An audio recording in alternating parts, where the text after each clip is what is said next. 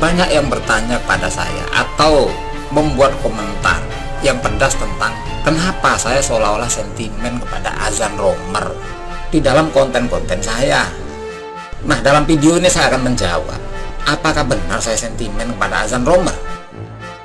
Teman-teman, di dalam video saya sebelum persidangan, justru saya sedikit membela Ricky Rizal yang menurut pemberitaan Tempo, sebetulnya tanggal 4 itu dikatakan Ricky Rizal ada di Magelang, tetapi kemudian melalui pengacaranya dia membantah, dia datangnya tanggal 5. Nah, saya pikir, oh ini orang ada baiknya, ada kejujurannya.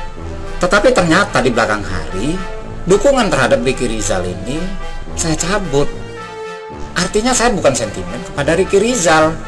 Begitu juga dengan Azan Romer. Paling tidak, setidak-tidaknya 2 atau 3 dari video-video yang saya buat tentang kasus pembunuhan Brigadir Yosua ini, saya ada mengapresiasi pernyataan Azan Romer sebagai saksi di persidangan. Tapi kenapa belakangan saya justru menyudutkan Azan Romer? Sebetulnya tidak menyudutkan. Ini kan pendapat sementara saya saat dia bersaksi. Tetapi setelah saya teliti, ternyata apa yang diberikan keterangan di persidangan itu 95% bohong. Nah, kalau bohong masa saya harus mengatakan benar atau saya tutup-tutupi? Ya nggak bisa dong. Saya tetap harus katakan itu bohong. Bukan berarti saya sentimen. Memang kenyataannya di dalam video tersebut terlihat aktivitas Azan Romer mendukung operasi pembunuhan tersebut dan dia ikut terlibat di dalam perencanaan. Masa saya harus tutup-tutupi? Inilah teman-teman, di dalam satu kasus, dalam hal apapun, saya selalu berpikir menggunakan konsep bukan negatif thinking atau positive thinking, tetapi alert thinking. Berpikir secara waspada, bukan negatif, bukan positif, tetapi berpikir secara waspada, secara hati-hati. Tidak bisa kita menilai kebaikan dan kebenaran itu berhenti di satu titik saja. Kita harus terus menggali, sehingga kita mendapatkan informasi yang genuine, informasi yang benar-benar utuh. Itu yang ingin saya capai di dalam video-video saya.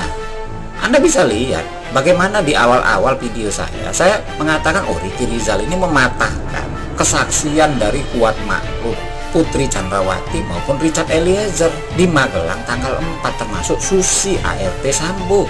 Belakangan ternyata apa yang dikatakan Ricky Rizal tersebut memang bohong. Ricky Rizal itu punya kejujuran 10%, 90%-nya lagi bohong.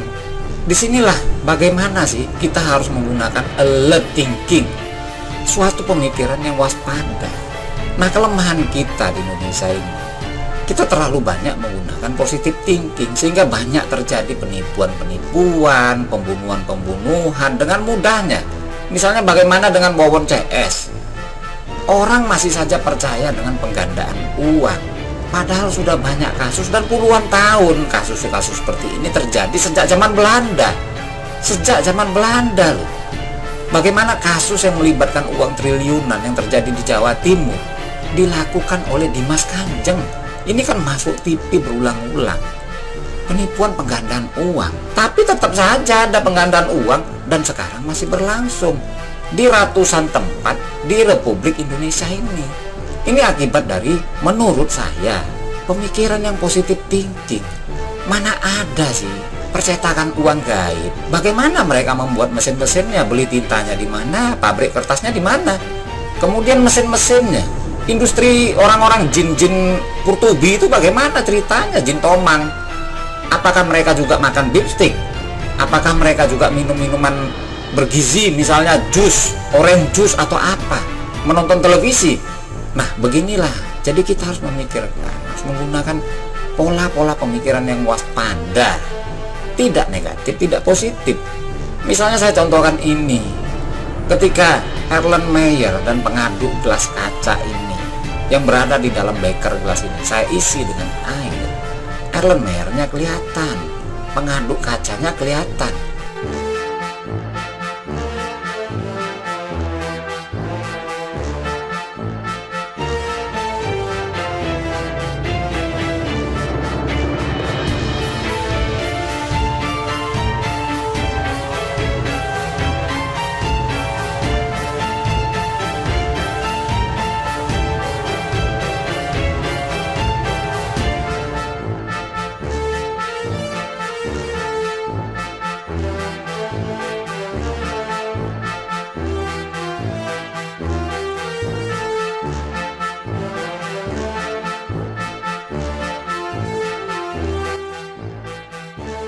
Tetapi mengapa ketika saya isi dengan minyak goreng, Erlenmeyernya jadi tidak kelihatan, pengaduk kacanya tidak kelihatan?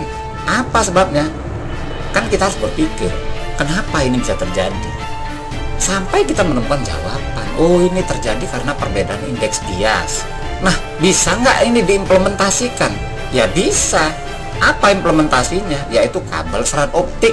Bagi Anda yang menggunakan IndiHome atau jaringan komunikasi broadband sejenisnya, itu kan terhubung melalui serat optik atau aliran cahaya di dalam kabel yang diperangkap. Jadi cahaya bisa dibelokkan, diarahkan kemana saja bisa. Inilah salah satu implementasinya. Memang kita harus kritis, harus berpikir kritis. Untuk mendapatkan sesuatu kenyamanan itu harus berpikir kritis. Kalau tidak, Anda bisa menjadi korban dari binomo, korban halusinasi golok terbang, korban macam-macam. Padahal semuanya rekayasa. Misalnya bagaimana sih kita berangkat umroh haji modal sekian, murah sekali sampai ke Mekah. Memangnya bayarnya itu pesawat pakai daun, hotel itu bayarnya pakai apa?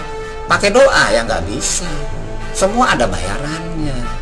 Disinilah kewaspadaan kita berpikir supaya kita terhindar dari berbagai macam kasus hukum. Alert thinking, berpikir secara waspada. Jadi kita tidak selalu mudah untuk mengucapkan sesuatu. Kenapa saya berbicara lambat? Karena sebelum bicara saya berpikir dulu. Misalnya, berapa nomor telepon Anda? Saya katakan 0812. Nah, orang mengatakan 0812. Coba kita terjemahkan dengan 0812 ini dengan bahasa Inggris. Kosong itu kan empty itu tidak ada. Nah, kalau empty tidak ada berarti kan 812, bukan 0812. 0812, 0380. Lah, ini kan lucu. Misalnya kita oke lah dianggap, wah ini biasa kosong. Berarti uang Anda 1000 sebetulnya sama dengan 1. Sebab 1000. 1 one empty. Empty-nya tidak ada, berarti sama dengan Rp1. Anda membeli mobil seharga 200 juta, Anda bayar saja dengan 500 rupiah. Sebab 200 juta itu 200 itu 200 juta, berarti sama dengan 2. Kalau misalnya 0 sama dengan kosong, Anda kasih 500 rupiah, 500, ya 5, berarti kan Anda akan dikembalikan 3 rupiah lagi. Ini logika cara kita berpikir. Misalnya 0 itu berapa? Coba aja kita bagi 0 bagi 0. Mungkin 99% dari teman-teman yang menonton ini akan menjawab 0 bagi 0 sama dengan 0. Coba, saya persilakan teman-teman mencoba 0 bagi 0 hasilnya apa? Pasti tidak sesuai dengan keinginan Anda. Karena 0 itu ada, bukan kosong. Ada tetapi tidak terdefinisikan berapa nilainya. Jadi beda, kosong, hampa, ada, itu satu hal yang berbeda. Itulah kenapa dalam satu penyelidikan, dalam hal apa saja, maupun tindak pidana, maupun kita melakukan penelitian tentang sains, kita harus waspada. Bagaimana orang naik ke gunung, orang Jakarta menuju ke puncak mencari kesejukan. Lah puncak kan tinggi, mendekati matahari. Nah, kenapa kok dia bisa sejuk badannya? Ini kan harus dipikirkan, apa sih sebabnya, kenapa kok jadi dingin mendekati matahari? Jangan-jangan kita sampai ke matahari beku. Itu yang harus kita berpikir secara hati-hati supaya kita selamat. Saya sudah terbiasa dididik dengan hal-hal, atau sudah terbiasa berpikir dengan hal-hal yang bersifat kritis. Satu contoh, dulu saya berpikir, saya dengar pagi-pagi mau sekolah, ada tetangga saya yang kawin lari. Nah, ini kan jadi pemikiran bagi saya, kawin kok lari. Berbulan-bulan itu menjadi pemikiran saya. Waktu itu masih anak-anak, mau nanya sama siapa ya, kawin kok lari. Besok-besoknya dan seterusnya saya lihat di setiap pesta perkawinan tidak ada yang lari. Nah, belakangan beberapa bulan kemudian akhirnya terjawab, oh begini maksudnya kawin lari. Nah, itu maksudnya kita itu berpikir kritis, bukan terima apa adanya saja. Jadi Azan Romer ini adalah pelaku, salah satu dari pelaku. Loh, buat apa saya bela? Iya toh. Lantas bagaimana dengan Richard Eliezer? Apakah Richard Eliezer sudah jujur 100%? Saya katakan tidak. Lantas kenapa Bapak membuat petisi untuk membebaskan Richard Eliezer? Menurut saya Richard Eliezer tuh kejujuran dia itu baru sampai kepada tahap 85%. Kalau tadinya Ricky Rizal 10%, Kuat Ma'ruf 5%, Sambo 2%, Putri Chandrawati 0%. Tetapi ke depannya memang kita membutuhkan justice kolaborator supaya proses peradilan ini menjadi mudah. Kemudian orang pun akan waspada untuk melakukan kejahatan lanjutan, karena sewaktu-waktu akan ada pengkhianatan dari anak buahnya, kan jadi berkurang kan kejahatan. Nah, kenapa kita membutuhkan Richard Eliezer itu mendapat hukuman seringan-ringannya, supaya nanti ini akan menjadi jurisprudensi, putusan hakim ini menjadi jurisprudensi. Nah, di masa depan ini bisa dituangkan di dalam undang-undang baru bahwa justice kolaborator itu tidak perlu untuk dijadikan tersangka apalagi terdakwa. Supaya apa? Justice kolaborator itu memberikan informasi dengan tingkat kejujuran 100%. Bukan sekarang ya nggak berani lah Richard Eliezer untuk menyatakan 100%. Kalau dia membuka 100%, ya sudah tahu kita motif ini sebetulnya apa, motif pembunuhan Brigadir Yosua ini apa. Pasti Richard Eliezer tahu motifnya. Bagaimana kalau motifnya narkoba? Lah kan membahayakan diri dia sendiri, sedangkan dia saja belum tahu apa dapat keringanan hukuman atau tidak. Ini kan sama dengan Richard Eliezer itu jual diri, tidak punya kepastian apa-apa. Misalnya Anda membeli sesuatu buah-buahan di pasar, tapi Anda mau membayar kalau sudah merasakan enak. Lah, yang punya buah-buahan kan bingung. Anda makan 1 kilo bilangnya nggak enak terus nggak bayar toh. Inilah yang terjadi terhadap Richard Eliezer. Maka kita membutuhkan putusan hak kalau bisa bebas, supaya ke depan kita mendapat manfaat.